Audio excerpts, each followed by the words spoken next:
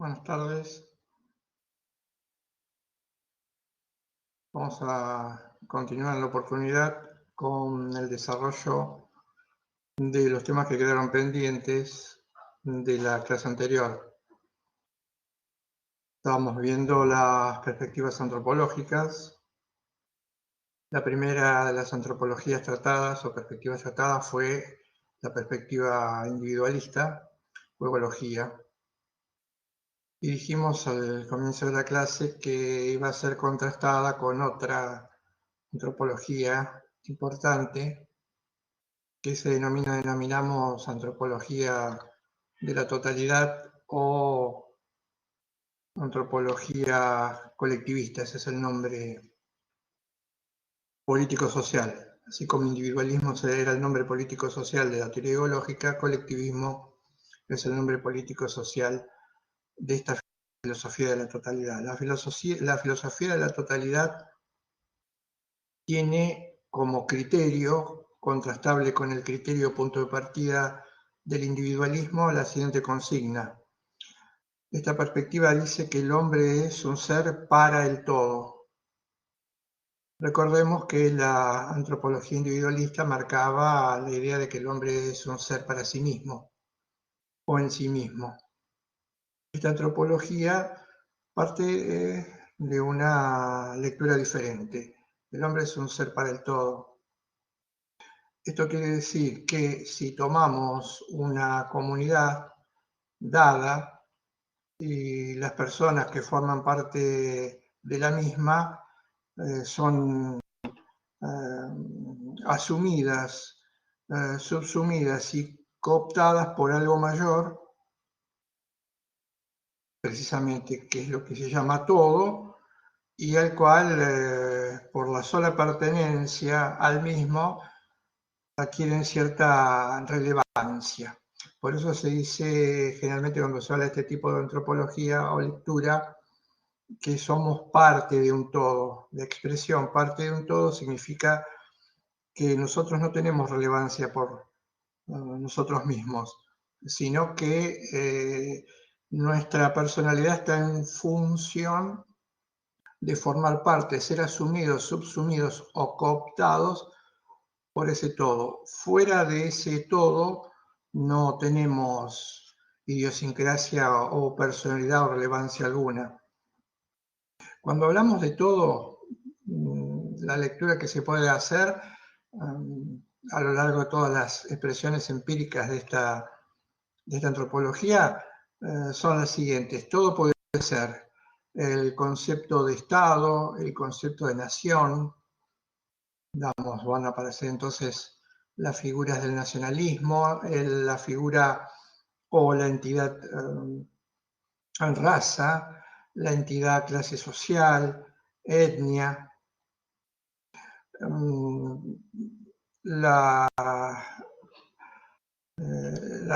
Estas estructuras, Estado, clase, etnia, raza, conforman todos.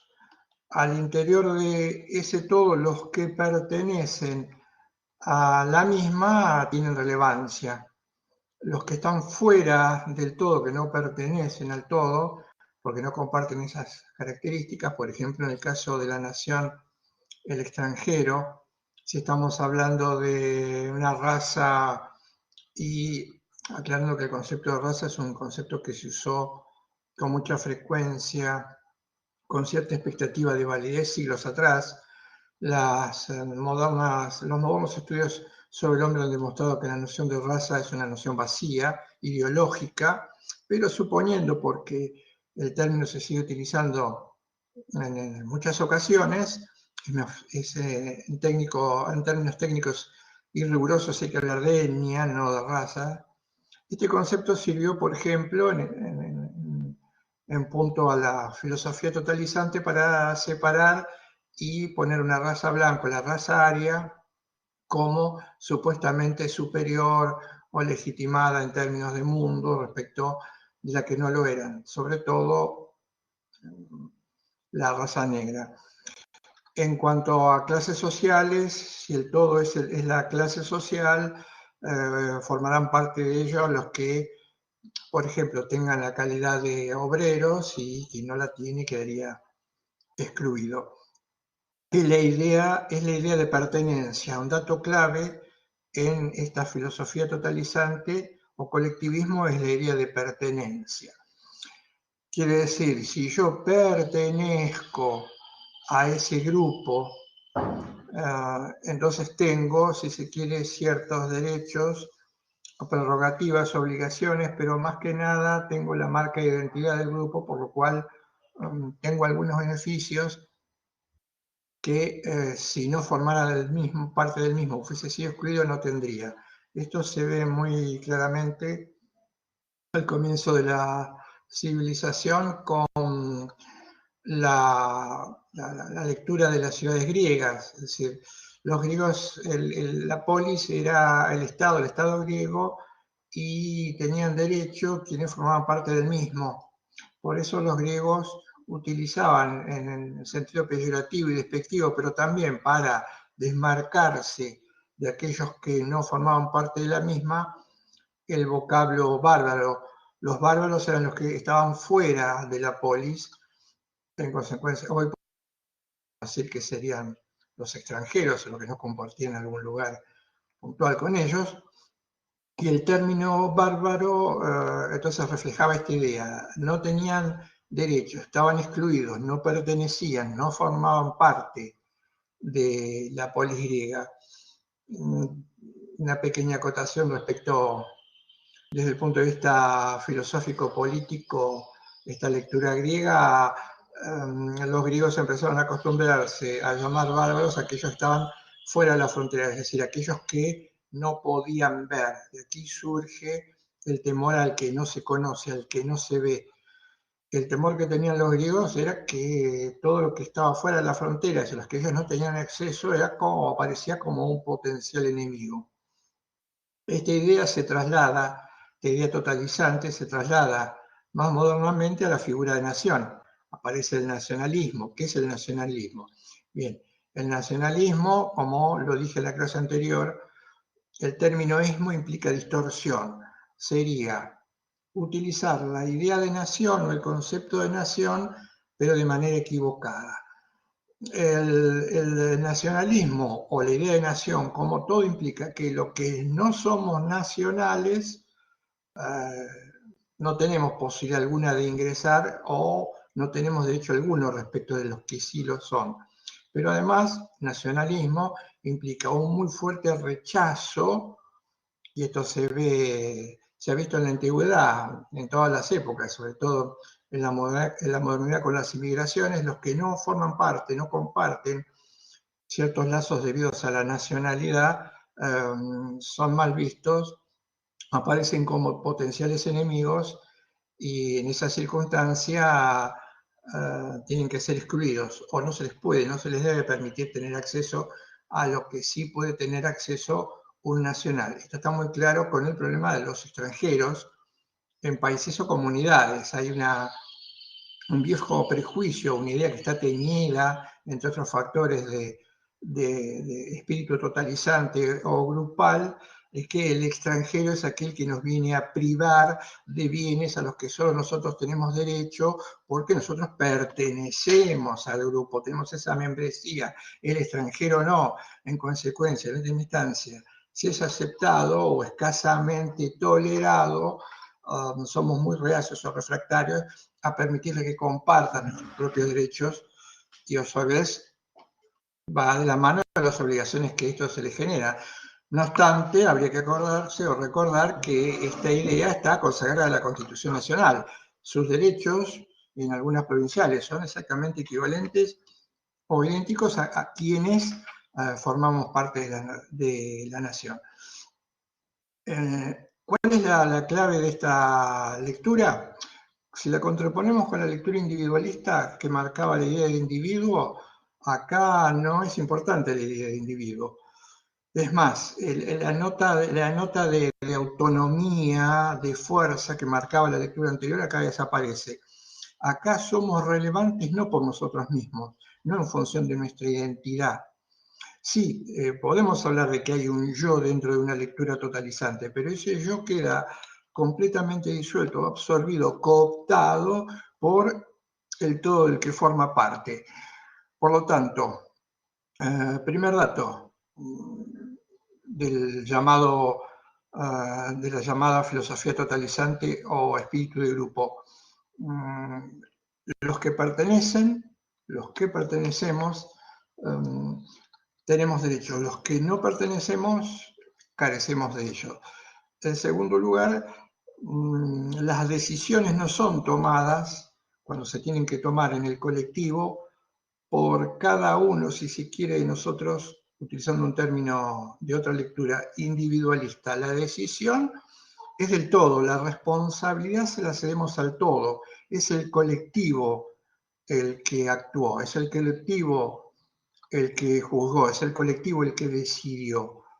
Hay como una especie de sensación de alivio al suponer que se borra aquella necesidad de aquella responsabilidad que tiene que ver con la decisión en la vida común, porque en última instancia la decisión no es atribuible a mí misma, sino es al todo. Esta lectura surge, está esparcida a lo largo de la historia, surge con mucha fuerza como reacción contra la ideología individualista. Acordémonos que la ideología individualista aparece en épocas de renovación del mundo, del paso del medievo y la modernidad, la aparición de la revolución industrial y todo lo que trajo aparejado ese movimiento. Pero claramente una de las cosas que trajo aparejado ese movimiento, ese cambio en la historia, es la aparición de aquellos que eran dueños, como nueva forma de visión del trabajo, del capital, de aquellos que eran o aportaban para la consecución del capital la fuerza de trabajo. Y ahí aparece claramente la idea de patrón y obrero, términos que, si bien parecen pasados de moda, siguen teniendo una virtualidad muy fuerte para marcar lo que en definitiva consiste una relación laboral, aun cuando se haya naturalizado. Alguien que detenta la propiedad del medio de producción y aquel que solo tiene como propiedad su fuerza de trabajo, independientemente de que puede ser propietario solamente de bienes de uso y bienes de consumo. Esta diferencia que aparece claramente como una innovación en el mundo de las relaciones, en el mundo laboral, fue siempre bien disimulada por el derecho y por los códigos. Pero esta distinción es clara. Cuando se ve y se dice que la persona puede gozar, tiene derechos, privilegios, propiedad, etcétera, casi nunca se marca esa diferencia. Una cosa es ser propietario del bien que genera la riqueza y otra cosa es no serlo o aportar a esta riqueza exclusivamente con la fuerza de trabajo, aun cuando puede usarse o consumirse algo que es el resultado de esa tarea. Bien, surge como respuesta, ahí aparecen los movimientos sociales, los obreros que se aglutinan, la clase social como tal, el trabajador, van a aparecer los sindicatos, marcadamente impresos en esta tónica. El que está peleando por los derechos del trabajador no es el trabajador o los trabajadores individualmente considerados, sino que algo que lo supera y lo trasciende, como es el sindicato, y más allá la idea de clase social que los congrega. Fue entonces una respuesta a los excesos que ya empezaban a verse en el individualismo. Por supuesto, la historia es inmodificable. Esta manera de entender la realidad totalizante generó ciertos proyectos sociales y políticos que por motivos no corresponden ser tratados en esta charla y tienen que ver también con otras cuestiones, fracasó por diversos motivos. Sin embargo, no hay ninguna duda que así como la Ilustración, la Revolución Industrial marcó un hito en la historia de la humanidad, también lo marcó muy fuertemente el colectivismo en sus formas políticas. Por ejemplo, el comunismo, y otras. ¿Qué peligro encierra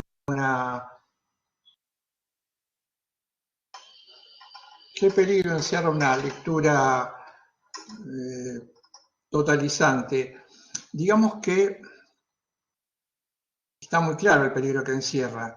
Si nosotros somos parte de un todo, los seres humanos que formamos, que integramos ese grupo, no vamos a tener valor por nosotros mismos, porque el valor en última instancia va a ser función de esa pertenencia. Parte de un todo. Fijémonos en los resultados que puede llevar una lectura de este tipo en algunos autores que mucho atrás en el tiempo sustentaron unas concepciones similares a esta. Retrocedamos un poco, veamos al medioevo, a uno de los denominados padres de la Iglesia, pensador, filósofo de gran valía, como fue Santo Tomás de Aquino. Pero la tradición, las ideas que marca o que elabora Santo Tomás de Aquino vienen encadenadas. Él no aparece solo en la historia. Su maestro es Aristóteles y a partir de allí Santo Tomás de Aquino, si bien con una fuerte impronta religiosa cristiana, sigue de alguna manera las ideas de este filósofo griego. ¿Qué decía Aristóteles y qué era lo que después decía, marcaba o reinsertaba Santo Tomás? Aristóteles decía: la parte es en función del todo o está subordinado al todo. Así como, decía él, el esclavo está subordinado al amo y la mujer está subordinada al varón. Bueno, estas ideas se trasladaron a la óptica o al pensamiento de Santo Tomás de Aquino, que seguía con la misma mentalidad. Hay como una especie de orden jerárquico de degradación hacia el interior de ese todo, pero él explicaba las relaciones en comunidad de la siguiente manera, utilizaba como una especie de analogía. Él hablaba del organismo, que la sociedad era como una especie de organismo viviente. ¿Qué pasa en un organismo vivo? Tomando cualquier ejemplo de la naturaleza, desde el más simple hasta el más complejo. Santo Tomás decía: en un organismo vivo todas las partes están interconectadas, interactúan. No hay ninguna parte que sea más importante que las demás y todas conllevan al sostenimiento de ese organismo vivo. Pero, ¿qué ocurre cuando una de las partes, uno de los miembros de ese organismo, sufre alguna afección, se ve dañada? Hay dos posibilidades, decía Santo Tomás. Una, que dejemos que el cuerpo o el organismo viviente deje avanzar la infección, en cuyo caso es muy probable que el miembro de la parte infectada dé luego lugar a otros miembros o otras partes infectadas, y así sucesivamente hasta que sea infectado el organismo en un todo, con lo cual lo más probable es que desaparezca.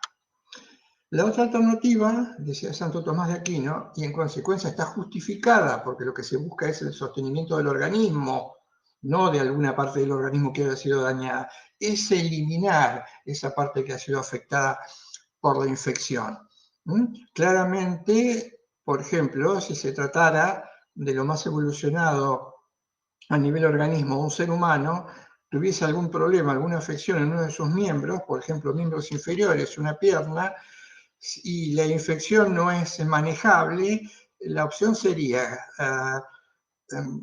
seguir insistiendo con salvar la pierna o que la infección en la pierna se vaya trasladando. ¿Qué es lo más importante? ¿La estructura, la vida en general del ser humano? ¿La fisonomía del viviente o la pierna? No, la fisonomía del viviente, que no se dañará demasiado. Entonces lo que hay que hacer es amputar ese miembro enfermo. Fíjense, la extrapolación es rápida y sencilla. En una sociedad, si alguien aparece como peligroso, vamos a ponerle este adjetivo a los fines del mantenimiento de la comunidad, no hay que dudar para evitar el efecto o el fenómeno contagio. Fíjense que el efecto fenómeno contagio de conductas peligrosas podría ser entendible en el medioevo. Hoy todavía seguimos insistiendo con esa idea de la peligrosidad y la peligrosidad que se contagia. Y han pasado de esa época a esta por lo menos 8 o 9 siglos. Bueno, seguimos con esa idea, podemos saber cómo esa idea totalizante o colectivista todavía está presente en las mentalidades actuales. Decía, está justificado eliminarla.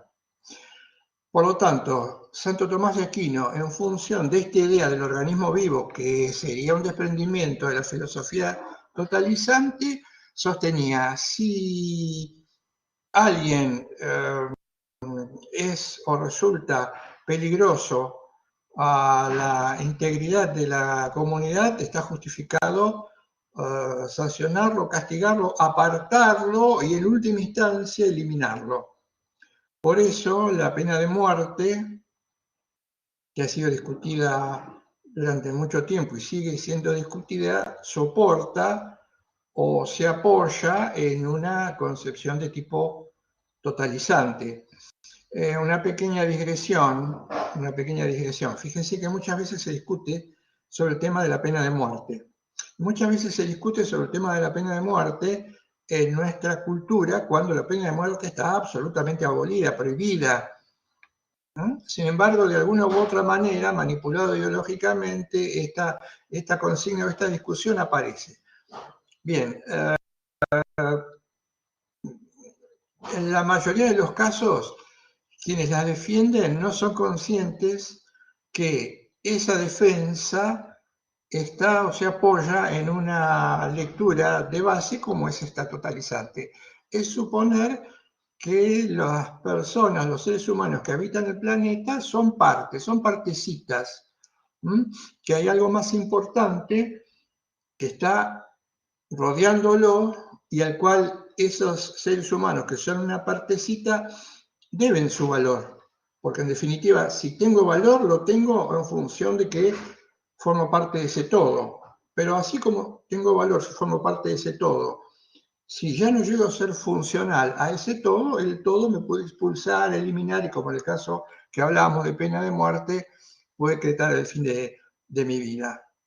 Este es uno de los riesgos o de los problemas más graves que puede generar una filosofía totalizante. Sin embargo, sin llegar al extremo de la pena de muerte, está presente en todas aquellas lecturas, actitudes, intentos de excluir, de sacar a alguien del grupo de pertenencia, que puede ser un país, un estado, una provincia, un continente, o más chico. ¿Por qué? Porque está empezando a ser disfuncional respecto del todo.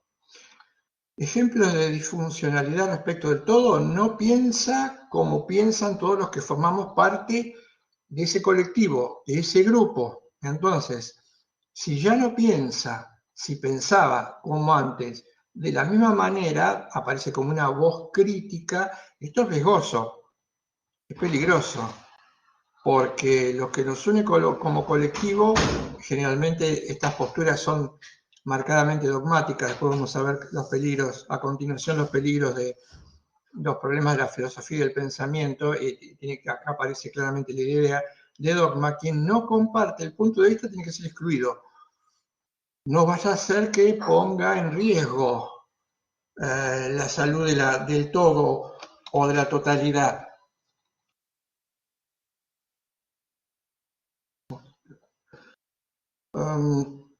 Veamos un ejemplo puntual en términos políticos, sociales y de nuestra cultura, de lo que puede haber llevado o puede llevar a una actitud totalizante. Por ejemplo, la famosa expresión "tú no eres nada, la patria lo es todo". Hoy hablamos de ejemplos de todo y tenemos otro, la patria. Si se quiere, distorsión de la idea de patria, el patriotismo. Tú no eres nada, la patria lo es todo. tú no eres nada, la patria lo es todo, está indicando claramente que el sujeto se está ofreciendo, se está inmolando en función de que si yo no soy nada y la patria es más importante que yo, cualquier sacrificio que me pida la patria será adecuado, correcto, en función de que es más importante la patria que mi propia vida, aunque de esta manera tengo que inmolarme, por ejemplo, en una guerra sin sentido, diseñada o armada por otros. También pensemos lo siguiente, supongamos que una comunidad, todos vivimos en casas blancas, usamos el color blanco como modo de vestimenta, fachada de las casas, logo de esa comunidad. Entonces un día vemos que alguien disrumpe esa uniformidad y aparece vestida con ropas rojas. Y al otro día se le ocurre pintar la ventana de rojo. Inmediatamente, ¿qué hace esa comunidad ganada por una perspectiva de este tipo? ¿Qué está pasando? Hay alguien que está introduciendo en un canon de vida nuestra tonalidad, que es blanca, un color que no teníamos, diferente, distinto, rojo. Esto significa que está intentando penetrar en nuestra comunidad para pintar las paredes de rojo cuando nosotros las tenemos pintadas paredes de blanco. Es un peligro para nuestra comunidad. ¿Qué tenemos que hacer como comunidad? Primero, cerrar filas. Todos los que consideramos que el mundo tiene que verse de color blanco tienen que cerrar filas.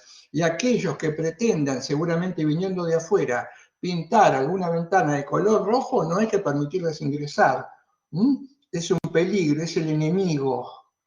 Bien, he hecho acá una especie, si se quiere, de analogía o de metáfora para entender, por ejemplo, ese miedo irracional que se tiene o que el ser humano le tiene a aquel que de alguna manera intenta introducir algunos grises en su vida, por eso utilicé la metáfora del color. Pero esto puede servir para empezar a perseguir, a discriminar y a eliminar a aquellos que tal vez hasta incluso no por una cuestión de modificación, no con el deseo de modificar el panorama blanco y ponerle algunos tonos rojos, sino simplemente por gusto y en ese caso también ser eliminados. Esta figura tiene que ver con cosas acontecidas en el pasado en nuestro país. Bien, cerrando entonces la idea de perspectiva totalizante, diría que es la mentalidad que predominó en las culturas primitivas, en la cultura antigua, en la edad antigua, en la edad medieval. ¿Por qué? Porque en tanto las culturas primitivas, donde lo grupal, el clan, la tribu estaba muy marcada, como en la edad antigua y en el medioevo, donde, como lo había dicho en la clase anterior, en función de que el universo o el cosmos estaba rodeada por una especie de protección que tenía que ver con lo divino, con lo religioso, esta idea de lo religioso, lo divino, sería el todo que abarcaba a la comunidad humana, estaba muy marcada este espíritu, esta sensación de protección, porque en última instancia los seres humanos formamos parte de grupos durante toda nuestra vida. Nacemos al interior de un grupo, que es la familia, nos desarrollamos después en grupos, núcleo familiar, grupos externos, amigos, escuela, etcétera, etcétera. Gremio, sindicato, colegas, vecindario, toda nuestra vida, este es un dato ineludible, toda nuestra vida es de formar parte de grupos. Ahora bien, formar parte de grupos que evidentemente tiene que ver con una connotación propia, el hombre es un ser social y necesita del contacto de sus semejantes, puede llevar, si es malentendido, en una propuesta de tipo colectivo. Entonces, el colectivismo, la lectura totalizante o el espíritu de grupo ha estado presente a lo largo de toda la historia, por rasgos que tienen que ver con el ser humano. En ciertas épocas se ha distorsionado, dando lugar a fenómenos también complejísimos. Esto quiere decir que siempre vamos a tener que estar atentos a que no se filtre al momento de pensar la realidad, el derecho, la vida cotidiana, una lectura con estas características. Quedaría entonces ahora empezar a transitar el camino de lo que nosotros consideramos una propuesta válida, una lectura válida, más válida que las dos anteriores, que es la lectura dialogal, la filosofía del diálogo o filosofía de la intersubjetividad, como algunos los denominan. ¿Cuándo aparece la lectura o filosofía de la intersubjetividad o dialógica? Los pensadores que le dan la forma definitiva son pensadores que surgen en los periodos entre guerras, entre la Primera y la Segunda Guerra Mundial, básicamente.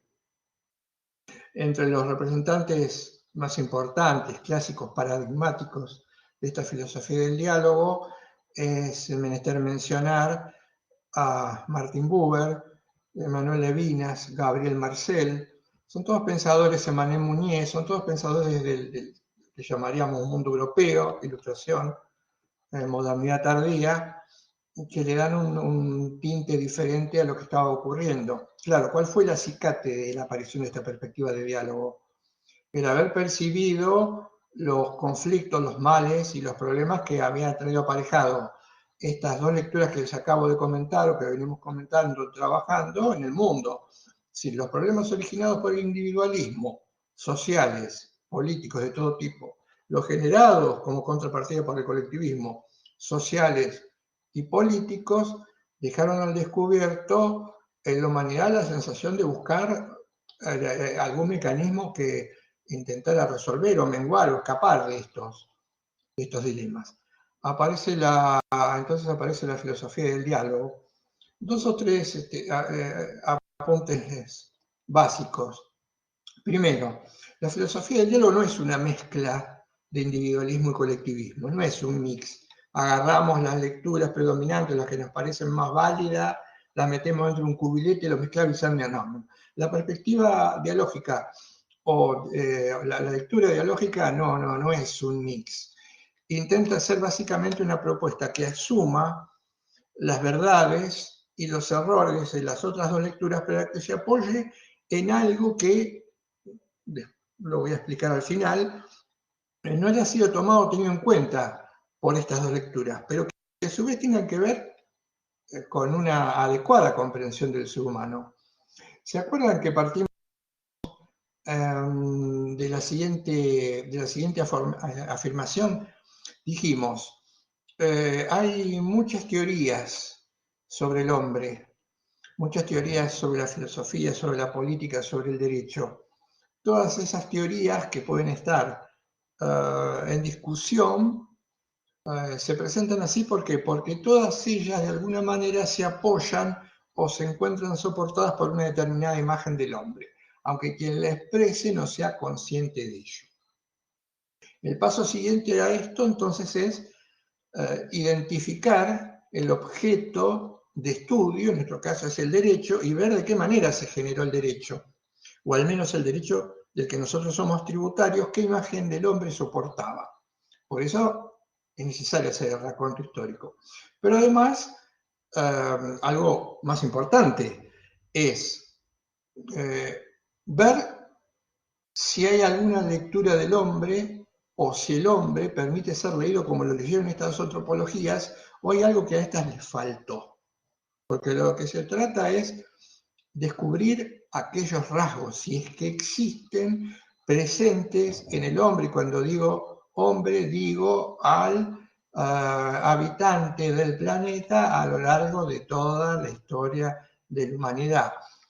Estas notas, estos rasgos tienen que estar presentes en los hombres de todas las épocas, porque si no, como lectura, como imagen para cuestionar, criticar las anteriores y proponer modificaciones o reformas, no nos serviría.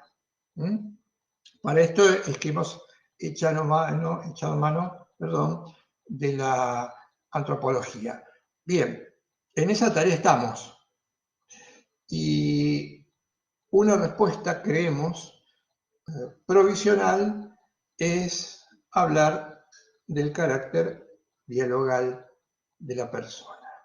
¿Cuál es la consigna o el punto de partida de la filosofía del diálogo? Ni que el hombre sea para sí mismo, ni que el hombre sea parte de un todo. La consigna es la de que el hombre es un ser en el encuentro.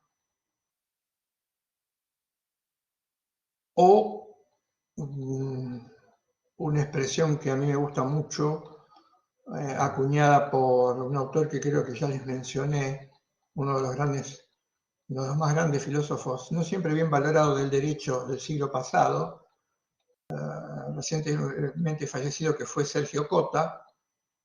Él decía: el yo es en la medida en que es en relación.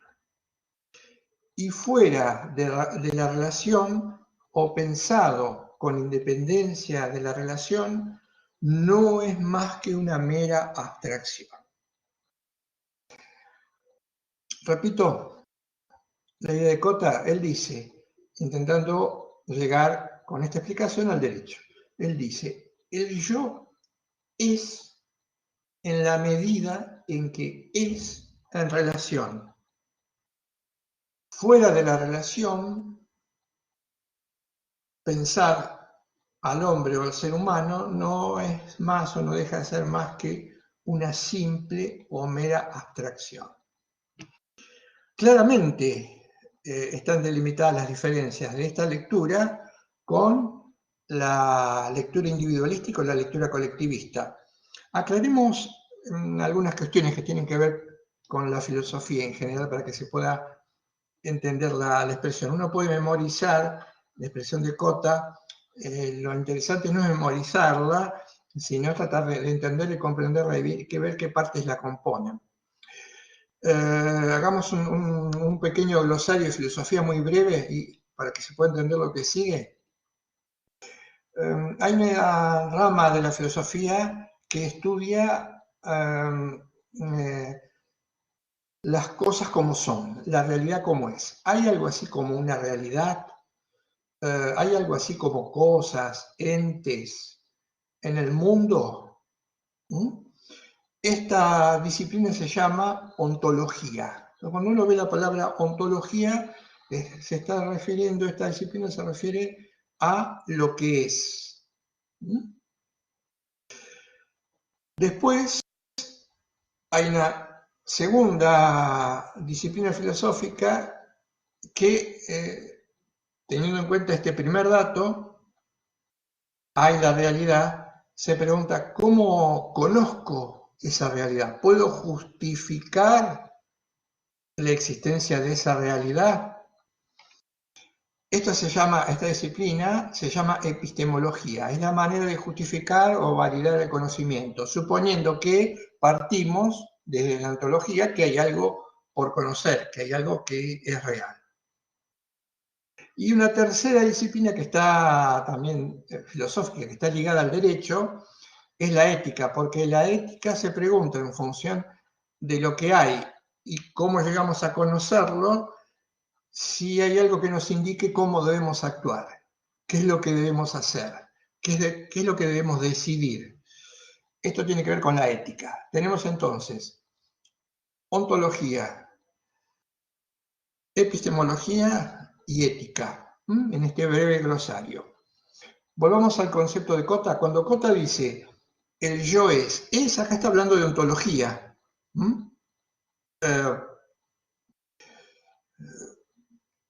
¿Existe la realidad del ser humano? ¿Existe el hombre como tal? Pongámonos en este caso, si estamos hablando de nosotros, puntualmente cada uno de nosotros,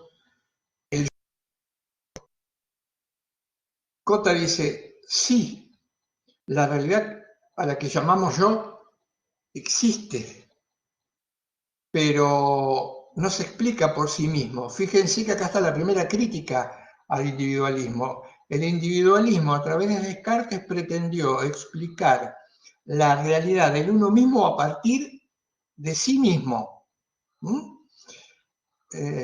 Cota dice, el yo es, sí, es, pero no es por sí mismo. El yo será en la medida en que accede en relación.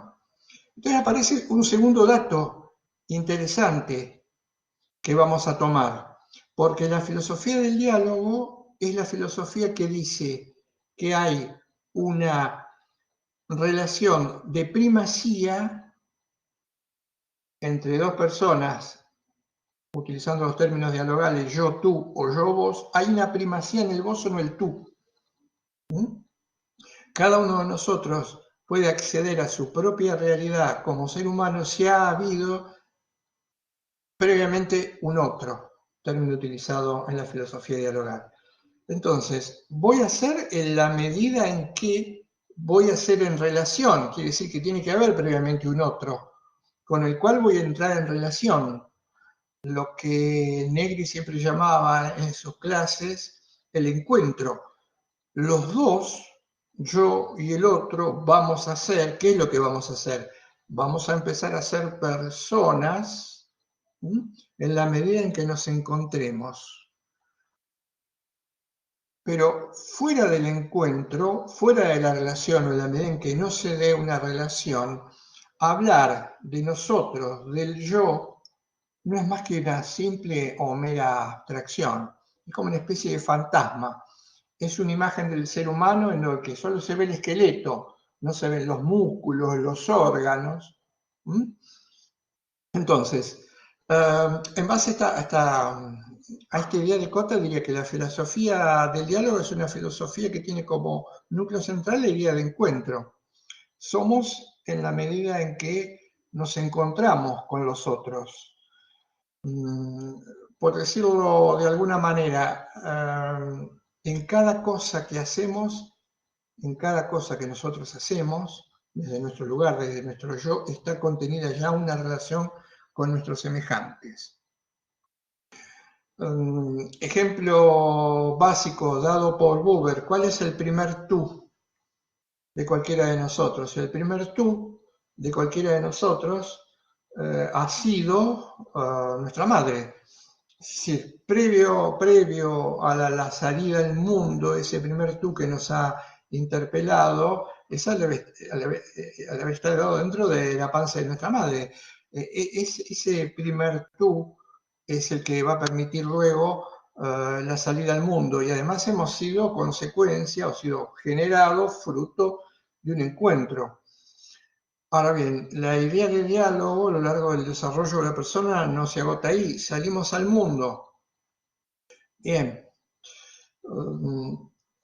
el tema fundamental, la otra vez estábamos hablando en otro ámbito, en otro lugar, en otra clase, y una expresión, que no habíamos todavía llegado a desarrollar esto, y una expresión que se usó era, claro, el ser humano primero toma conciencia de sí y después viene, no, esta es la fantasía, el mito, el cuentito de la Ilustración, de hombres que se hacen hombres por sí mismos y en algún momento a lo largo de la historia, vagando por el mundo, se encuentran con otros y después deciden, sabiendo que en última instancia pueden llegar a ser peligrosos para sí, protegerse y conformar o elaborar un contrato. Bueno, esta novelita de autoayuda para los pensadores de la Ilustración no tiene nada que ver con la realidad del ser humano. La conciencia se adquiere o se forma en el ser humano, se ha formado en mí a partir de que ha habido previamente un otro parado frente a mí con el que he interactuado, y a partir de la imitación, la adquisición del lenguaje, la percepción, el ingreso en el mundo, ha ido conformando, completando mis contenidos cerebrales. Es decir, mi conciencia es intersubjetiva, ha sido el resultado de completarse o llenarse con los contenidos de otra conciencia ya formada o ya madura, que básicamente son aquellas personas que han formado parte de nuestro grupo primario.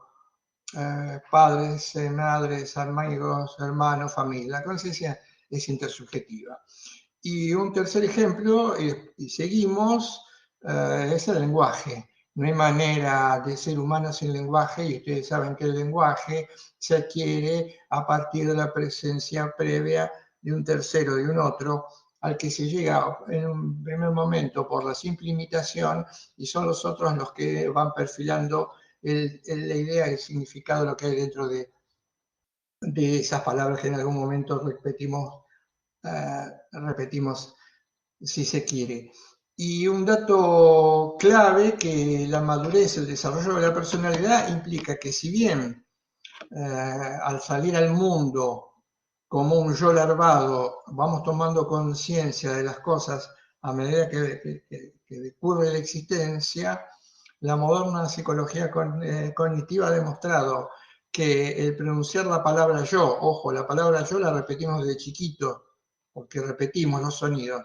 El término yo es asumido en quien lo repite claramente como que él constituye algo que permanece o se mantiene inalterable independientemente de todos los fenómenos del mundo que aparecen, van y vienen, en algún momento ya de desarrollo más maduro, se ha puesto una edad que puede variar, y es a partir de los 10, 11, 12 años donde los seres humanos, luego de haber tenido una larga trayectoria recorrido con los demás, se empiezan a decir yo en función de que se consiguen identificar como distintos o diferentes del otro que me compulsa.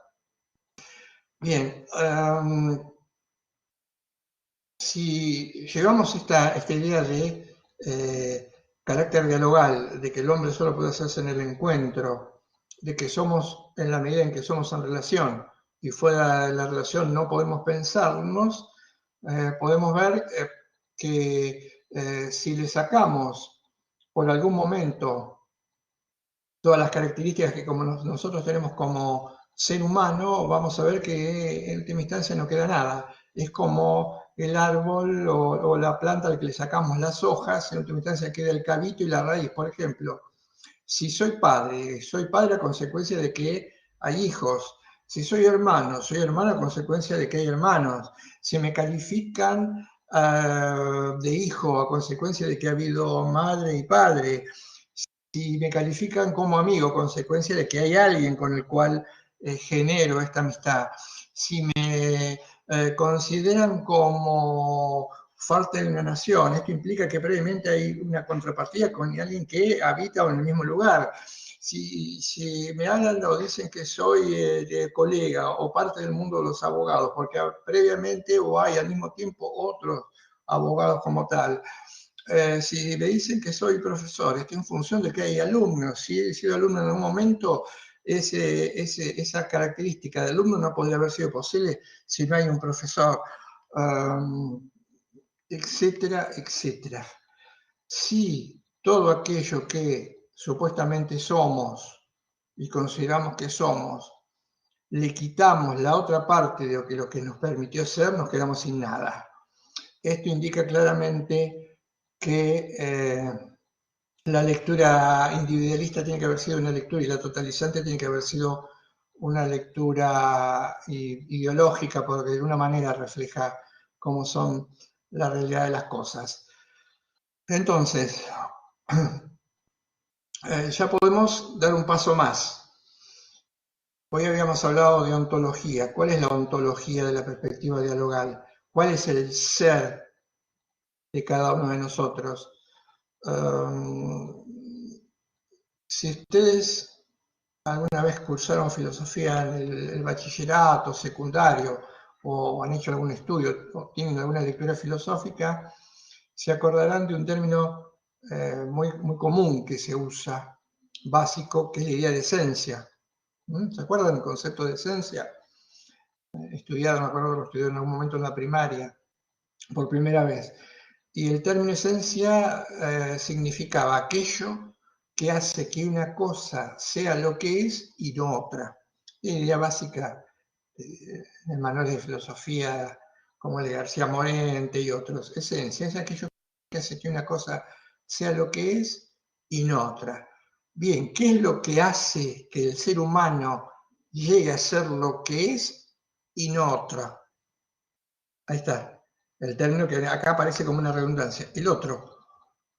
En filosofía, el alter, la alteridad. ¿Qué es lo que hace que seamos lo que somos en la medida en que lo seamos y no algo diferente?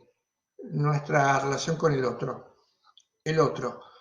Entonces, la esencia, presten atención a esto, la esencia del ser humano es existir, es su existencia.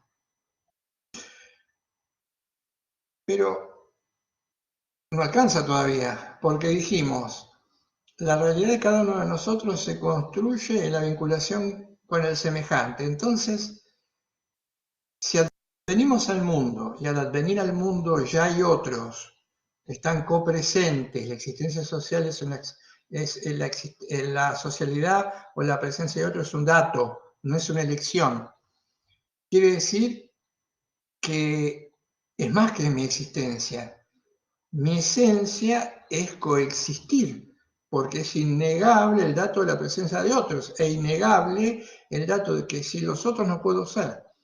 Entonces, la esencia, nuestra esencia, es la de ser una coexistencia.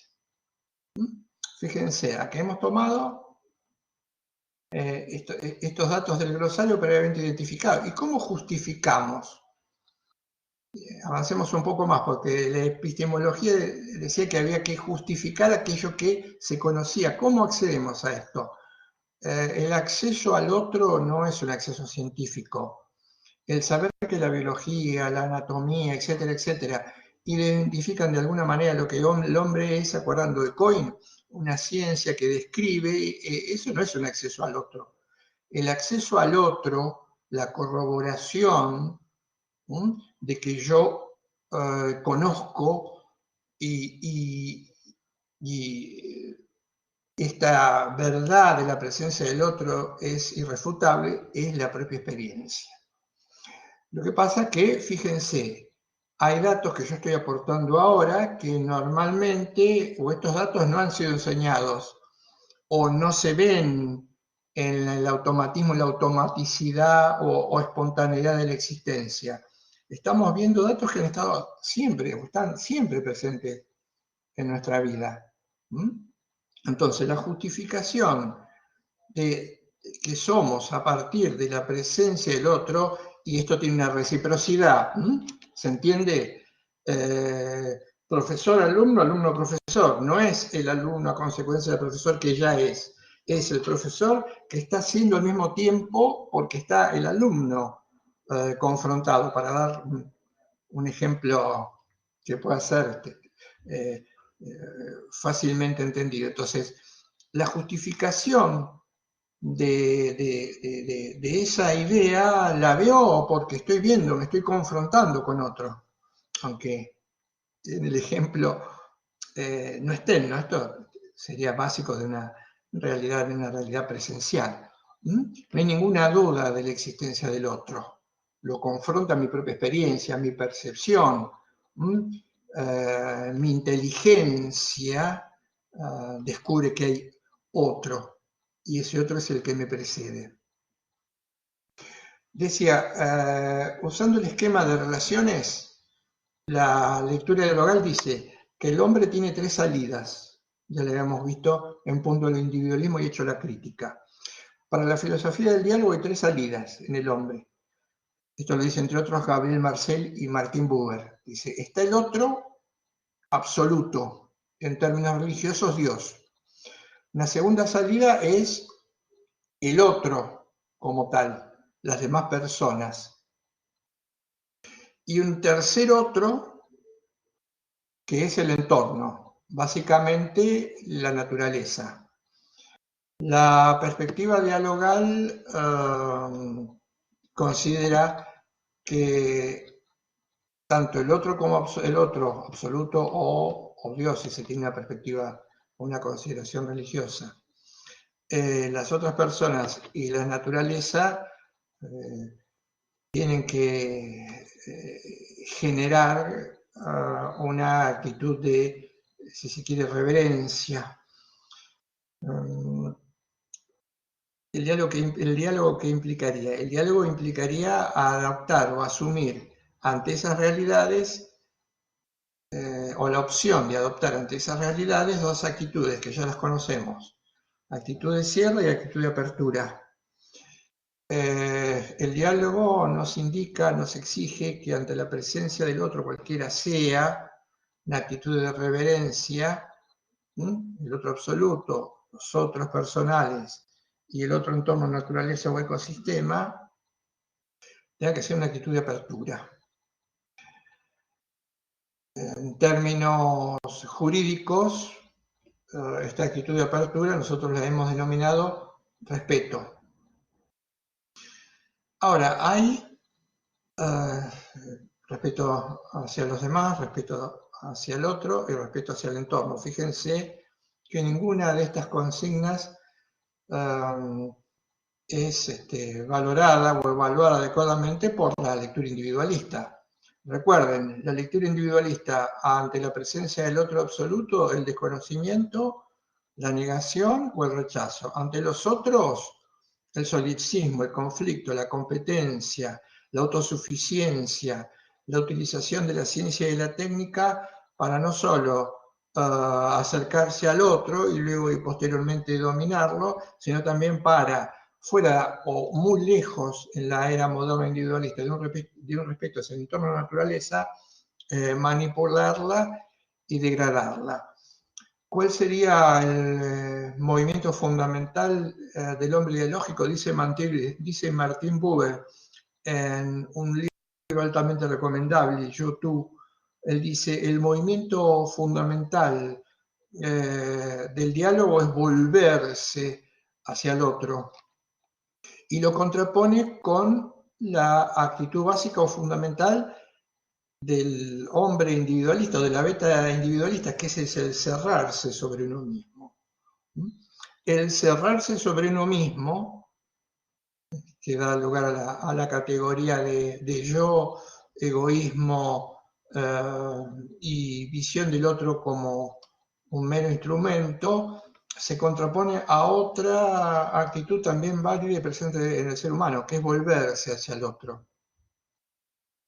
¿Cómo se conjugan estas dos actitudes?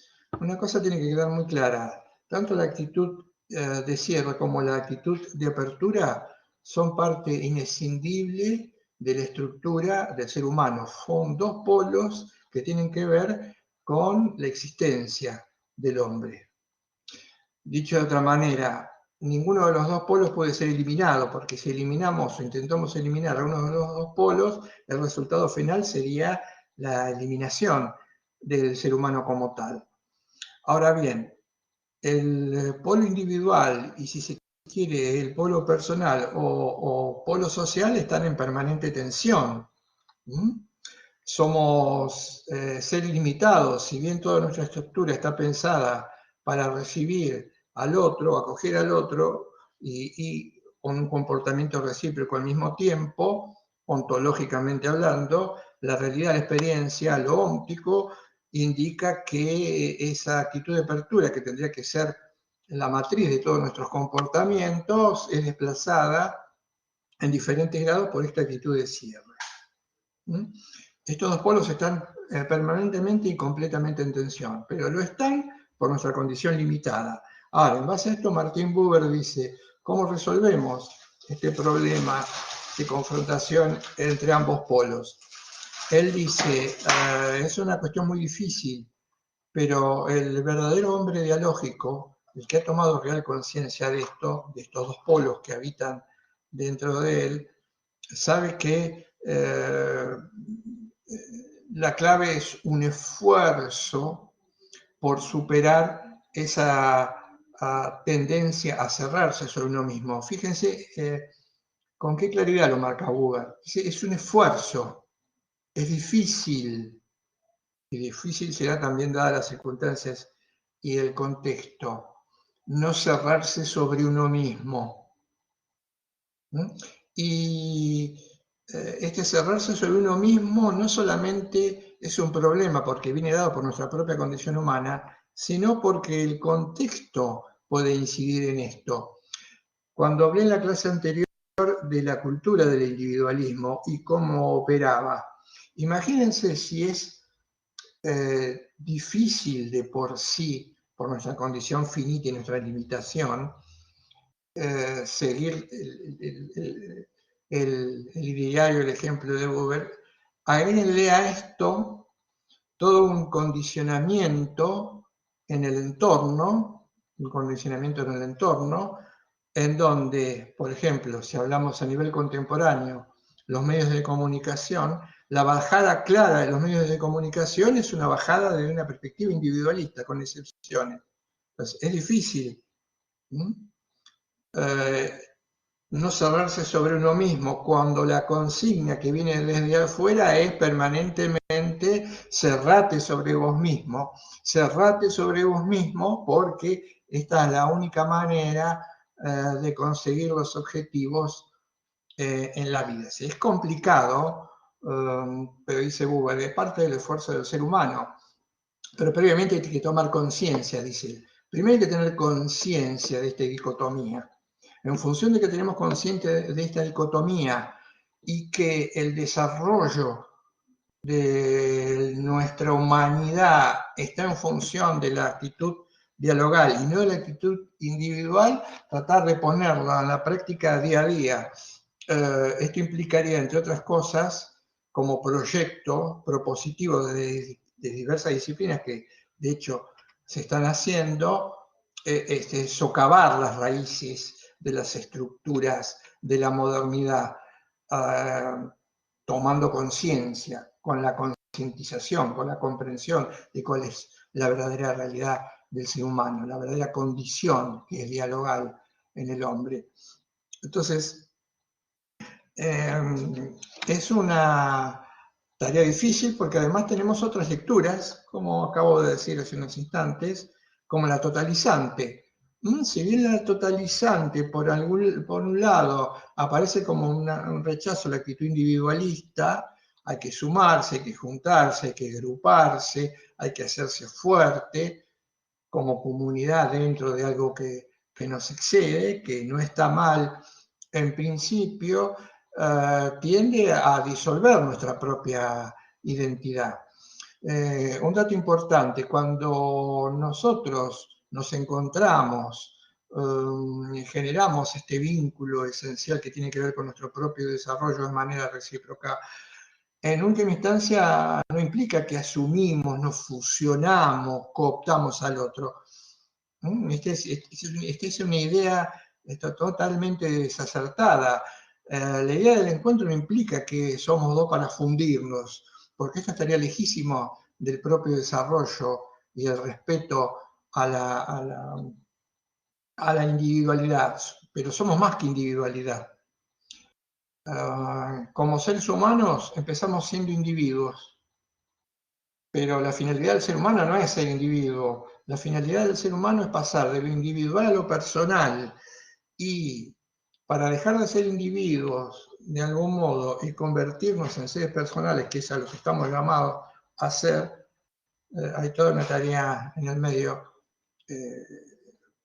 fuerte y marcada, que es vencer la tentación del individualismo y vencer la tentación del colectivismo. Un dato más, tratando de marcarlo, las aristas más importantes del diálogo, que es un tema amplísimo, y que es el siguiente: el término diálogo. Otra cosa muy interesante que me parece que hay que dejar bien en claro, el término diálogo. ¿Qué significa diálogo? En su acepción común parece querer significar la relación transida de palabras, la conversación, el hablar con otro. En parte sí, en parte no. Hay muchísimas maneras de generar un vínculo con otro y no necesariamente o exclusivamente a partir de las palabras. Es más, los autores dialógicos dicen que no sin razón que el silencio de a dos, ese silencio que implica una simbología muy fuerte, no el silencio de mudez como planteaba López Quintás, que es otro filósofo personalista español. El silencio de mudez es el silencio de aquel que se retrae sobre sí mismo porque en realidad no tiene ganas de salir, necesidad de salir, miedo de salir, o no quiere comprometerse. Ese silencio de mudez es sucedáneo del individualismo. Ese silencio que tiene que ver con la escucha, como decía Neville, escucha confiada, porque para entender al otro, y esto también tiene que ver con un encuentro, tenemos que hacer algo más que oírlo, tenemos que escucharlo. Y en este día de escuchar al otro aparece muy marcadamente el silencio. Claro, ¿cuáles son los enemigos en la realidad contemporánea de la palabra y del silencio desde la óptica del diálogo? Decía Buber, hay tres enemigos, y aunque a veces parezcan diálogo, no lo son. ¿Cuáles son estos enemigos? En primer lugar, el diálogo no es el silencio que se retrae al encuentro con el otro, o el diálogo que se supone es diálogo, pero el que solamente habla uno, se expresa uno y oye, pero no escucha al otro, porque esto sería el monólogo disfrazado de diálogo. Monólogo disfrazado de diálogo. El segundo, después vamos a ver qué responsabilidad hay entre los que participan en un encuentro en no caer en este diálogo que puede llegar, terminar a convirtiéndose en un monólogo. El segundo es la conversación funcional, que es lo que hacemos habitualmente las personas en nuestra existencia cotidiana cuando confrontamos con otro. ¿Qué es la conversación funcional? La conversación funcional es aquel intercambio de palabras breve o extenso con otro en donde no se habla de uno, no se hace ninguna referencia a lo personal de uno, sino hablamos siempre de cosas. Hablamos de otro, hablamos de situaciones en las que no estamos involucrados. Esa es la típica conversación funcional. Cualquiera de ustedes, porque nadie escapa a esto, podrá bucear respecto de sí mismo y descubrir esta aparición de la conversación funcional. Hablamos mucho, pero en este hablar mucho no hay nada que ofrezcamos en el lenguaje que tenga que ver con nuestra propia realidad personal. O estamos hablando de cosas, o estamos hablando de tiempos pasados, estamos hablando de futuro, o de terceras personas, o del ambiente, o del clima. Así, esta es la conversación funcional. No tiene nada que ver con el diálogo. El auténtico, verdadero diálogo es aquel en donde uno se compromete. Compromiso implica responsabilidad. Diálogo implica responsabilidad. ¿Por qué? Porque si hiciéramos una imagen, un esquema, para simbolizar el diálogo, diríamos que es una especie de círculo. En todo encuentro entre dos personas, que también puede ser extendido a muchos a nivel de comunidad, hay como un círculo que se retroalimenta que es de respuesta, invocación y respuesta. En un diálogo, en un encuentro genuino, hay alguien que me interpela, que me invoca, y yo tengo que darle una respuesta. Y esta respuesta puede ser una respuesta para salir del apuro ligada a una actitud de cierre, o una respuesta que tenga que ver con una responsabilidad. Me involucro en el diálogo, lo que estamos hablando, sintiendo, esa actitud de apelación y respuesta es permanente, está presente. Cada vez que yo confronto a alguien, aunque no necesito hablarle, de alguna manera doy una respuesta. Voy a poner un ejemplo para que se entienda mejor esto que es concretísimo, aunque a veces la limitación de las palabras o de los ejemplos lo haga ver como algo abstracto. Voy a tratar de dar un ejemplo lo más fidedigno. Vamos a movernos en nuestro mundo, el mundo de la relación entre profesor y alumno. Ante un auditorio como profesor, en la idea, al menos idea de partida, que lo que intento contar, lo intento contar, pero no exclusivamente desde mi lugar, sino que después se pueda convertir en una ida y vuelta, y que es genuino, independientemente de que tenga o no razón, esté equivocado mucho o en poco. Mi interés fundamental es ayudarle al otro a generar un discurso desde sí mismo, o al menos así debe ser el objetivo de la educación, no que termine repitiendo, no que termine diciéndolo, que no lo cree, no lo entienda. Pero ¿para qué? Para que a partir de sí mismo entienda esto y con sus propias herramientas o armas, eh, y ahí aparecería la autonomía, ayudarlo a ser autónomo. Esto implica un compromiso.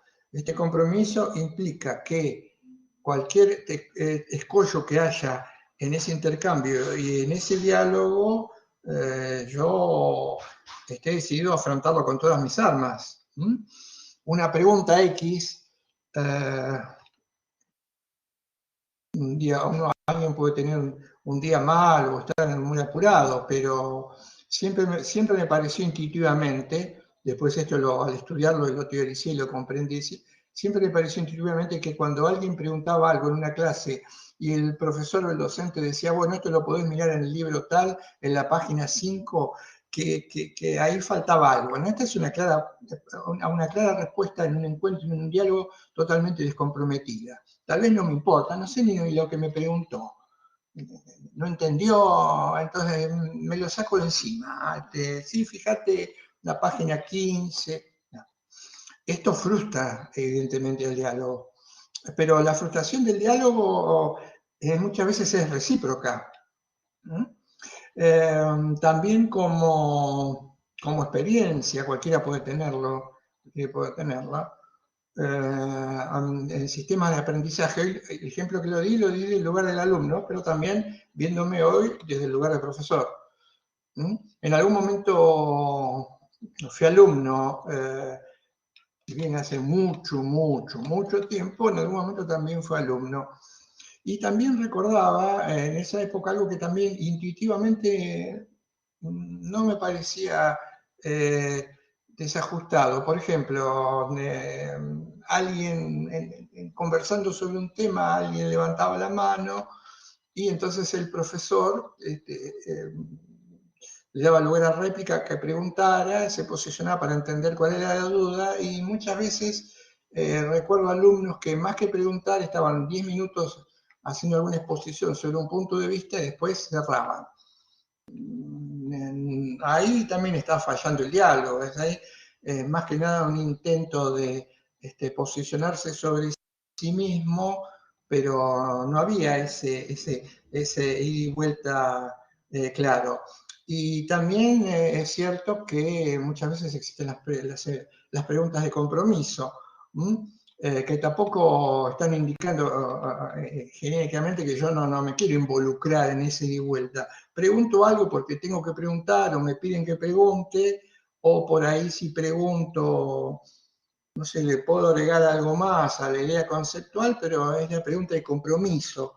Y muchísimo, esto es lo peor que pasa en la educación, porque muchísimas veces las preguntas reales, las preguntas personales, tienen que ver también con el sistema, ¿no? La forma como ahora voy a contar brevemente esto, cómo hemos sido adoctrinados en el aprendizaje. El no preguntar, el temor a preguntar, la idea que no hay que preguntar porque si preguntás en un mundo individualista está indicando que no sabés, y en un mundo individualista yo estoy superado, no pregunto nada porque yo sé, vos estás preguntando, quiere decir que yo estoy más preparado que vos. También este prejuicio que está presente en todos los ámbitos, a veces echa a perder algo que sería genuino, una verdadera preocupación, una verdadera duda también le permite el aprendizaje a quien está escuchando y necesita esa devolución.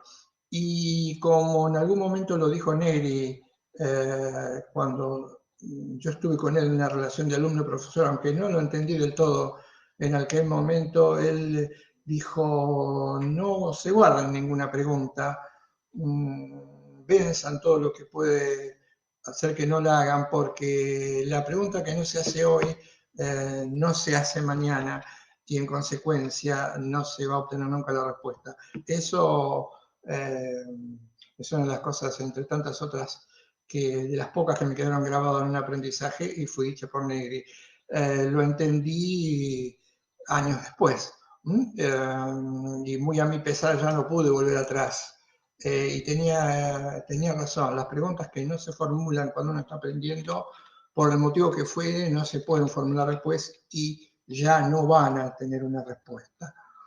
Pero entonces, sin irme demasiado, porque quería marcar esta idea de responsabilidad en el encuentro, hay muchas barreras que tienen que ver hay muchos impedimentos para el diálogo. Una cultura que boicotea la idea de diálogo, remarca la idea de opinión, cháchara, grito, conversación funcional, alguien que habla y escucha, el otro que escucha, que es caja de resonancia de lo que yo digo, y el desconocimiento y la ignorancia total de lo que significa conversar, dialogar y argumentar. Esto se ve en todos los ámbitos y en todos los foros, muy marcadamente en los medios de comunicación. Pero también se ven en foros. Cuando digo foros, son lugares de encuentro en cualquier metido y disciplina que uno tenga.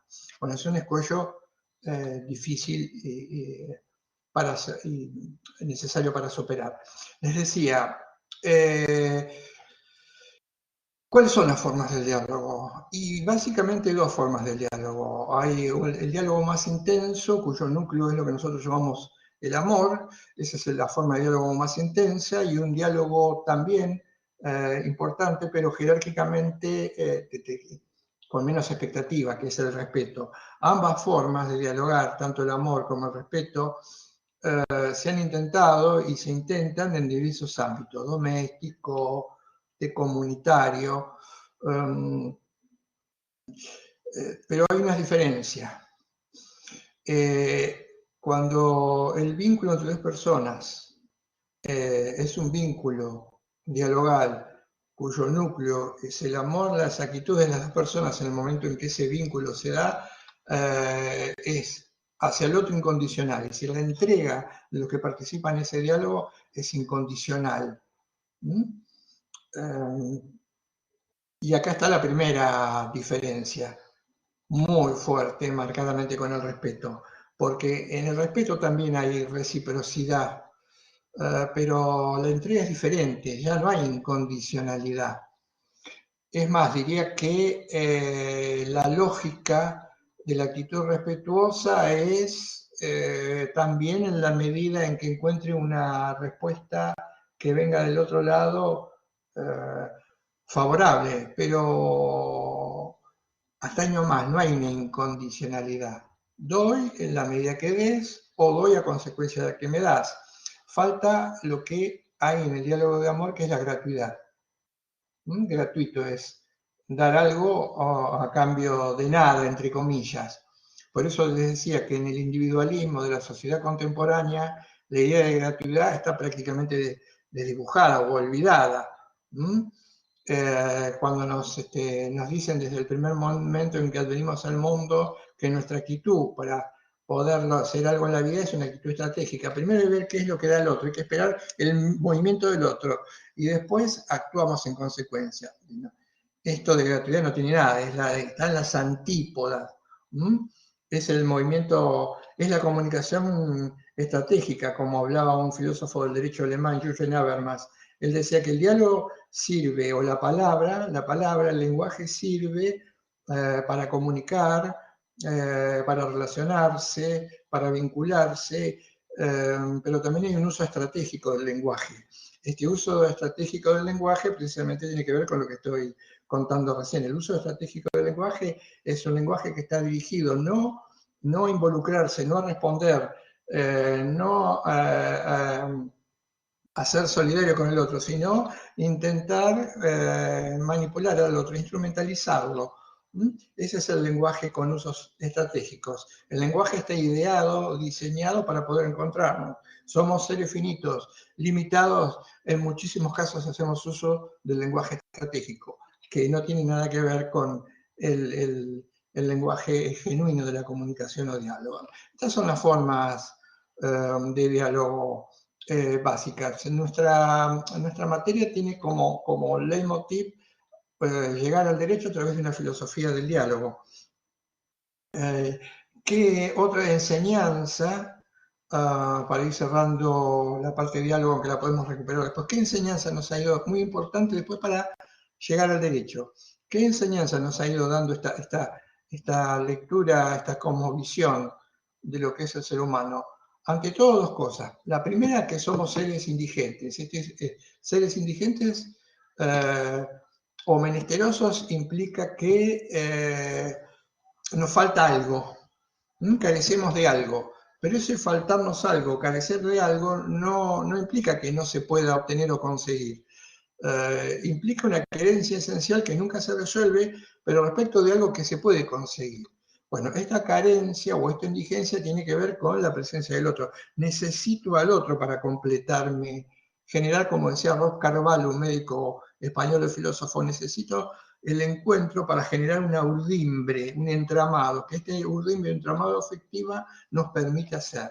Bueno, los seres humanos somos, desde que nacemos hasta que nos vamos de este mundo, seres menesterosos, indigentes. Lo que necesitamos es al otro, no en cualquier manera o en cualquier forma, sino a través del diálogo, para coexistir, para que nuestra existencia sea una existencia auténtica y no una existencia inauténtica. Ese es el primer rasgo. Y tomar conciencia de nuestra ministeriosidad e indigencia nos pone ya un paso adelante en las posibilidades de desarrollo del humano, que es que tengo que, como decía Negri, tengo que ir en la búsqueda del otro, y esto también implica una reciprocidad, en la búsqueda del otro, porque solo, decía Negri, en el otro me reconozco, me comprendo, me asumo como tal, y aparecen todas las virtualidades o posibilidades de mi desarrollo. Este dato es esencial. Esta ministeriosidad. Fijémonos que la respuesta individualista a este dato del cual ellos partieron y fueron conscientes en el momento que rompieron con el orden existente, fue primero como una sensación de abandono, pero después, en vez de humildemente descubrir que lo que necesitaban ante esa sensación de desalojo y abandono eran los otros, cerrarse, hacer de esa ministeriosidad una especie de fuerza inversa y decir, no importa, yo puedo solo, yo soy autosuficiente, yo me basto a mí mismo. Y en consecuencia el devenir de la cultura que hoy conocemos. Estas serían las antropologías. La antropología que afirmamos y consideramos válida es la dialogal, y seguiremos dando argumentos, pero estos me parece que he estado contando hoy, en síntesis, son los más fuertes. Son, diría, hoy por hoy, siempre de manera provisional, muy difíciles de desmontar, más allá que sea difícil tomar conciencia de esto. ¿Qué es lo que se opone al diálogo? Con el diálogo, a través del diálogo, llegamos a nuestro propio desarrollo personal, a un conocimiento adecuado del mundo, podemos salir victoriosos en la búsqueda de objetivos como la verdad, la justicia. ¿Qué es lo que se opone? ¿Cuáles son los principales enemigos del diálogo? Entonces vamos a ingresar en otro tema, que es el tema con el que vamos a cerrar la exposición de hoy, que es el tema del reduccionismo. La actitud reductiva. ¿Qué tiene de semejante la actitud reductiva cuando la comparamos con el polo individual y el polo personal, que dijimos eran dos dimensiones que forman parte de nuestra estructura, humanamente hablando? Es que no lo podemos eliminar. La actitud reductiva, el reduccionismo, no puede ser eliminado como componente del quehacer humano. Y ahora vamos a ver por qué. Pero que no pueda ser eliminado, como en el caso del individualismo, no implica que no pueda ser superado. Cuidado con esto. Buber era consciente que la actitud individualista no se podía eliminar de su propia personalidad. Como si dijéramos, tengo un problema en uno de mis órganos, el vaso o el riñón, me lo quito y ese problema desaparece. Era consciente de que no era posible, porque humanamente así estaba diseñado estructuralmente el hombre. Pero sí era consciente que había algo que podía vencer a esa actitud individualista de cierre sobre sí mismo, que era la actitud de apertura. En el caso del reduccionismo también pasa algo similar. El reduccionismo puede ser vencido. Veamos en qué consiste. Cuando nosotros nos plantamos ante el mundo y conocemos al mundo a partir de nuestras percepciones e intelecciones, vemos, percibimos, sentimos, usamos todos nuestros sentidos, y entonces accedemos a una realidad, y al acceder a esa realidad vemos que hay personas, hay cosas, etcétera, etcétera. Entonces es una manera de conocer la realidad, confrontar la realidad.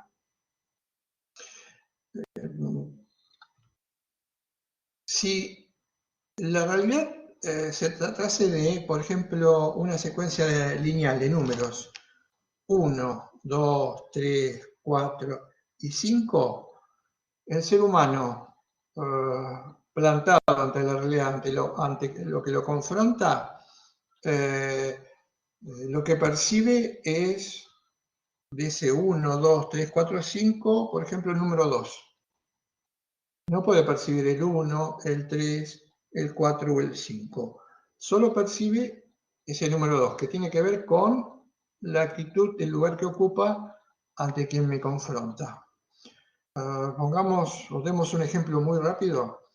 Si supongamos que estuviésemos en una clase presencial y alguien me dijese, ¿usted puede conocer a los alumnos? Una vez que lo conozca, dígame para usted en qué consisten los alumnos, a partir de su conocimiento. ¿Qué tengo yo de los alumnos en una clase presencial? Los rostros. ¿Qué es lo que veo? Los rostros. ¿Qué es lo que no puedo ver? Los perfiles, que son la ubicación de los alumnos hacia ambos costados. Puedo imaginármelo, pero no lo veo. Y mucho menos si se tratara de la nuca, la espalda. Podría imaginármelo o no, pero no la veo.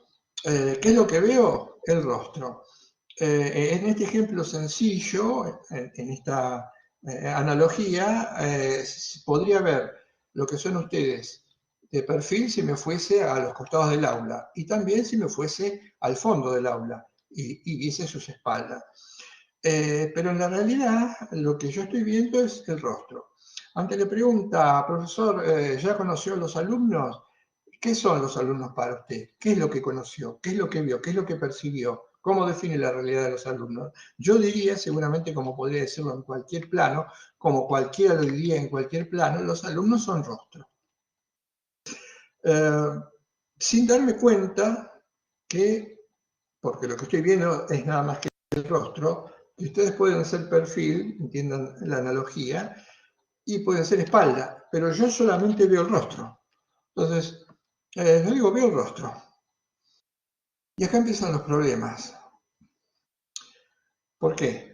Porque si esto es lo que puede hacer cualquier ser humano, y de hecho hace cuando lo confronta a la realidad, ver algo que está en función del lugar de donde lo mira, empiezan los problemas. ¿Por qué? Porque mi visión es una visión, una comprensión y perspectiva. Ahora, ante esto yo puedo tener, el ser humano tiene dos actitudes. Puedo decir, los alumnos son rostros, pero puedo remarcar inmediatamente la verdad universal de la naturaleza de los alumnos tiene que ser rostro. Ya estoy haciendo acá una afirmación absoluta. Estoy planteando un conocimiento como absoluto. Bueno, a partir de que planteo este conocimiento como absoluto, cometí un error gravísimo de proporciones. Pero también en el caso que planteaba recién, podría pensar, yo estoy viendo el rostro de los alumnos y por ahí suponer, ¿y si alguien viniera y me dice que a los alumnos no lo ve como rostro, sino lo ve como espalda? ¿Qué pasaría?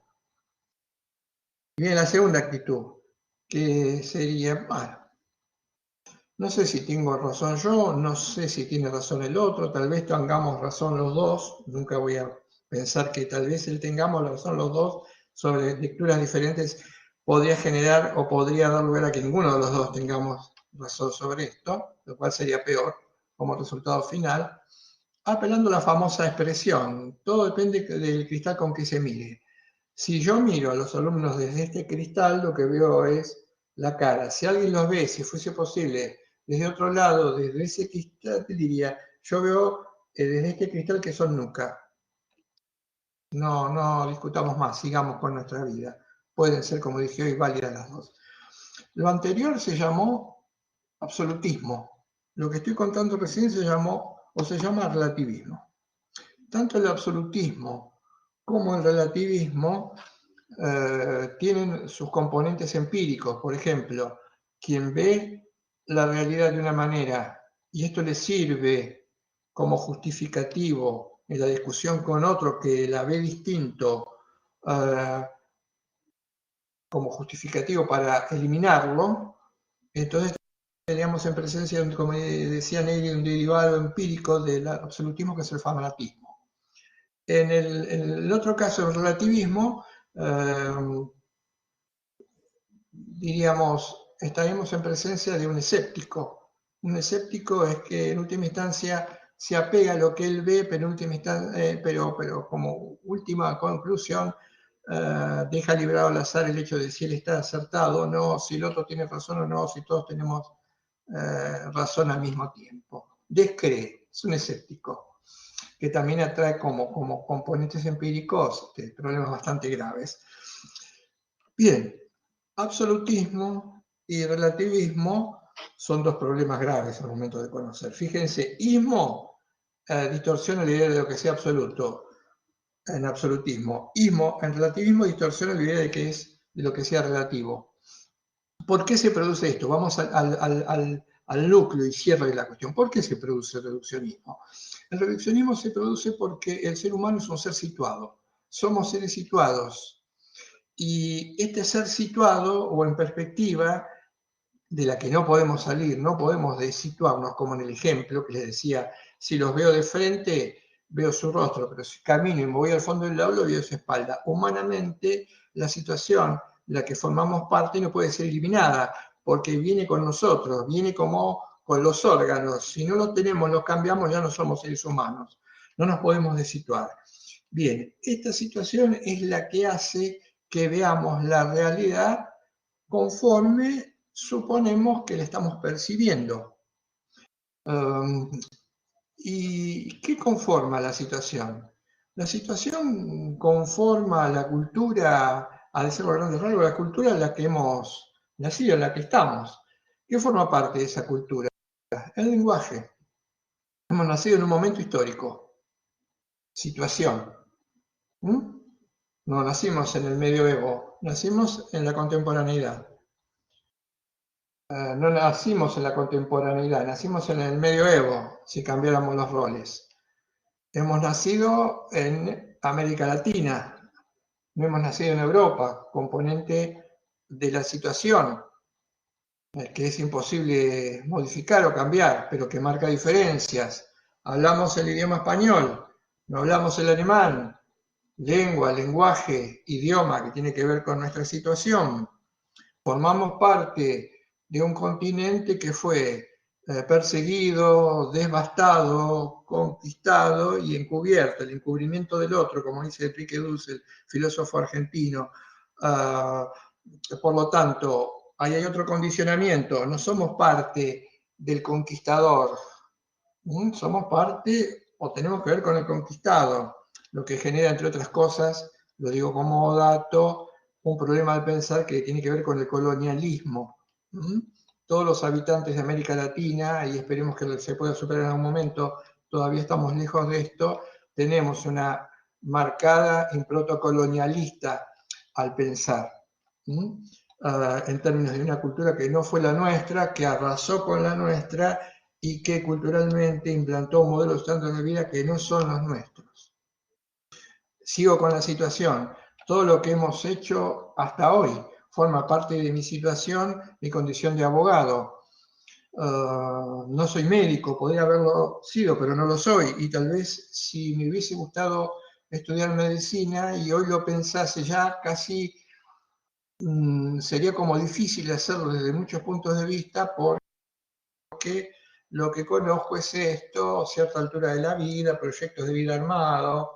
Es decir, la situación permite ciertas libertades o cierta capacidad de acción y restringe otras. Es cierto que es muy importante hablar bien el español. Me gustaría hablar el inglés. Parte de mi situación. Es una limitación. Si bien el inglés me permitiría, y no lo conozco, acceder a proyectos que no he podido acceder, también es cierto que el hablar el idioma español o el castellano me ha permitido estar en la posición en la que estoy. Mi historia de vida. Todo esto forma lo que se llama situación, es decir, la manera en cómo juzgo, miro, veo la realidad. Esto se llaman patrones conceptuales, marcos categoriales. Dicho de una manera más simple, esta es una terminología traída de las ciencias sociales, los lentes con los que vemos la realidad son los lentes que tienen que ver con nuestra cultura. Ahora, a diferencia de a distintas culturas, distintos lentes para ver la misma realidad. Conclusión. ¿Cómo vencemos este reduccionismo? Porque el reduccionismo está indicando que solo podemos ver algo de la realidad que seguramente sea cierto o válido, pero no otro. Y esto no es una cuestión de ignorancia, inteligencia, ganas, voluntad. No lo podemos ver porque no formamos parte de la otra situación. Y si hubiésemos formado parte de la otra situación, no seríamos lo que somos. Ahora, es cierto que quien está ligado a otra situación ve las cosas desde una manera en que yo no las puedo ver o podría imaginarme verlas o tal vez no lo suponga nunca.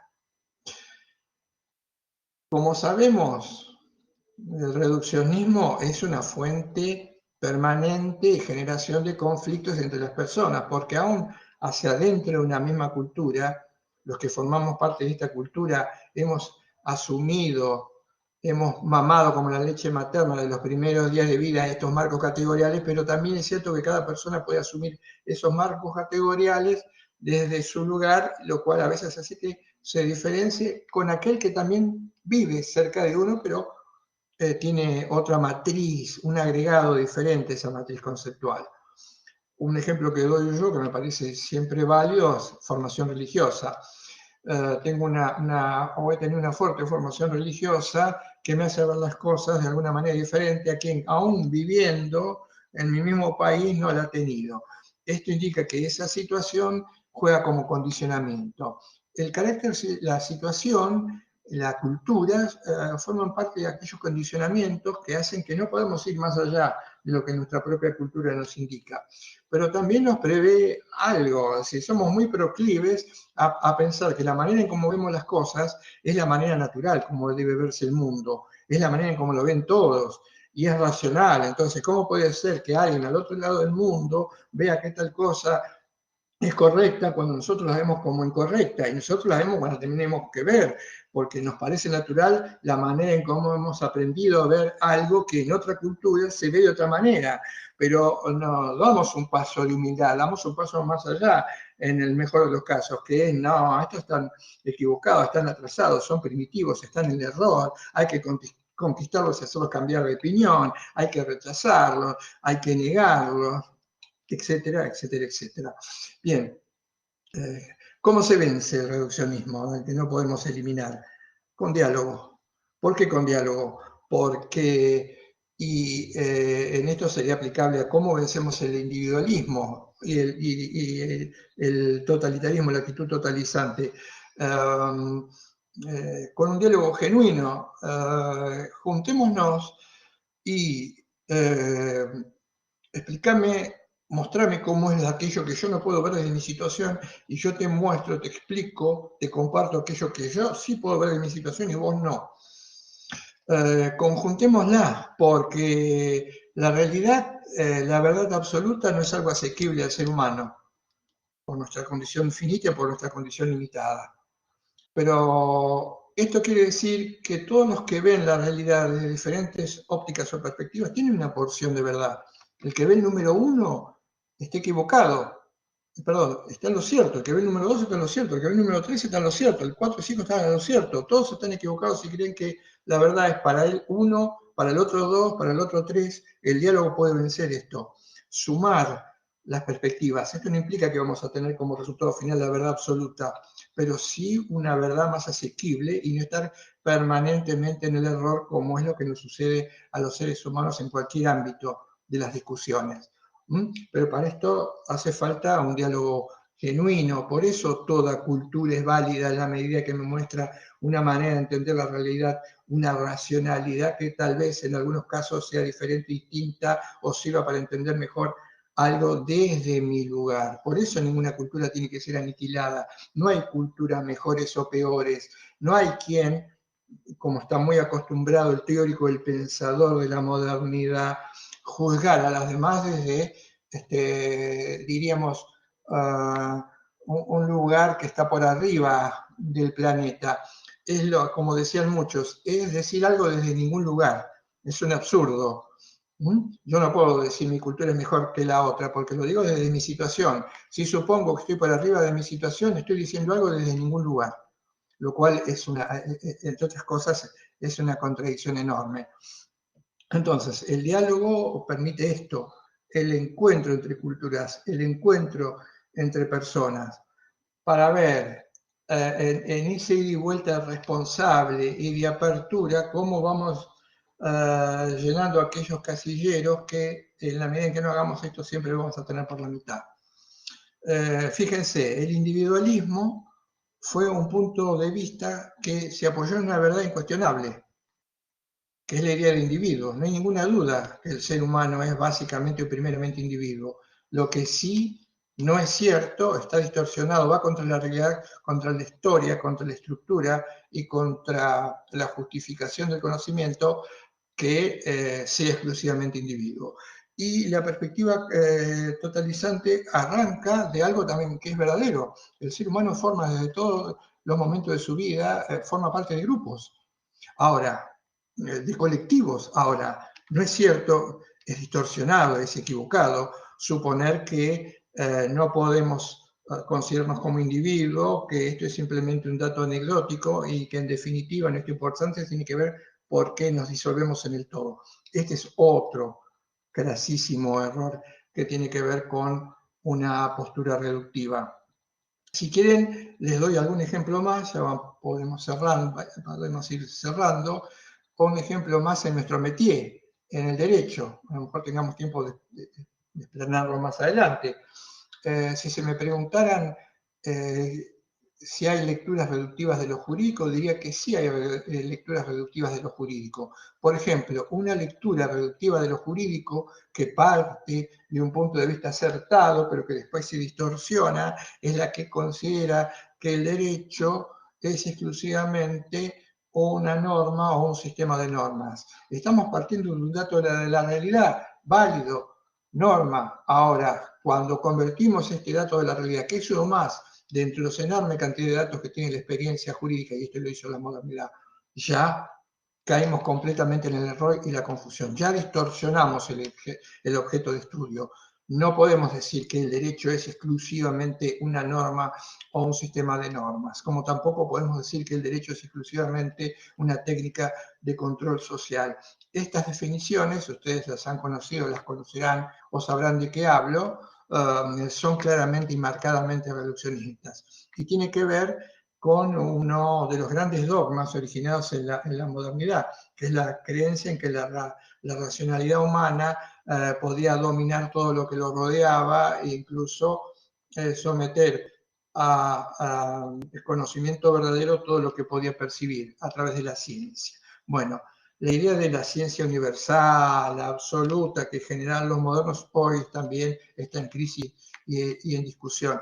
No hay conocimiento científico objetivo, universal, porque todo conocimiento científico se hace desde un lugar, desde una situación, desde una perspectiva. Y todo conocimiento científico implica, en el fondo, el consenso entre científicos de una cultura o una determinada comunidad sobre un dato de la realidad que es válido en ese momento, pero que reemplazó lo anterior, lo que Cole indicó que, fíjense si no, las teorías sobre el mundo, que hoy ya no sirviera, y esto no significa seguramente que dentro de un tiempo se vuelvan a juntar los científicos, experimenten y observen desde su lugar y digan, esto que conocíamos como, consideramos como científico, hoy tiene que cambiar.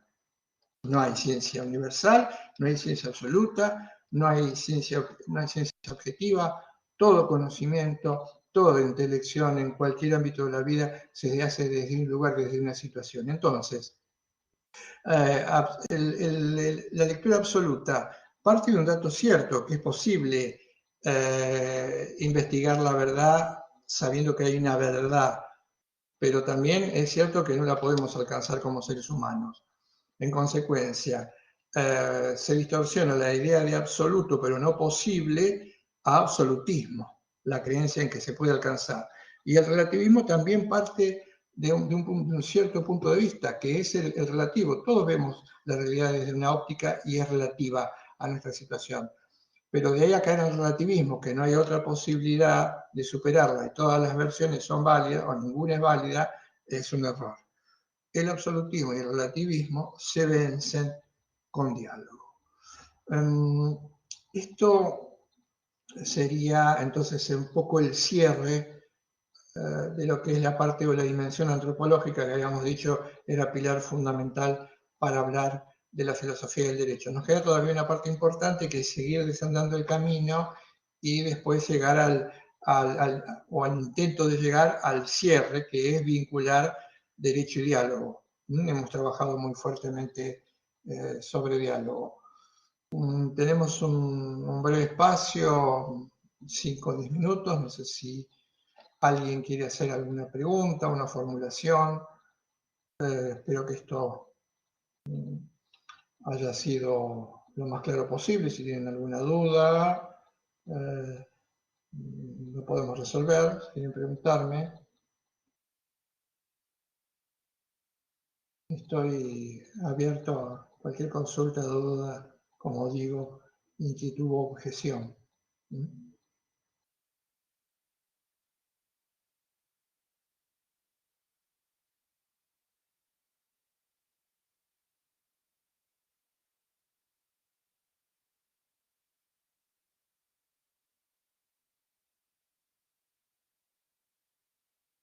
De nada, Agustín.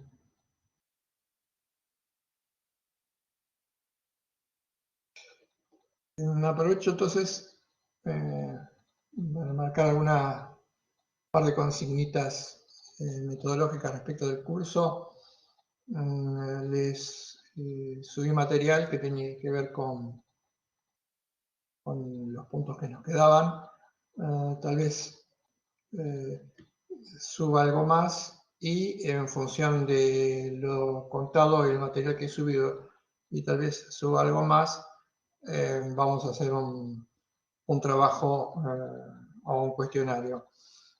Marcar tal vez se puede entender mejor lo que voy a decir respecto a la metodología de los trabajos.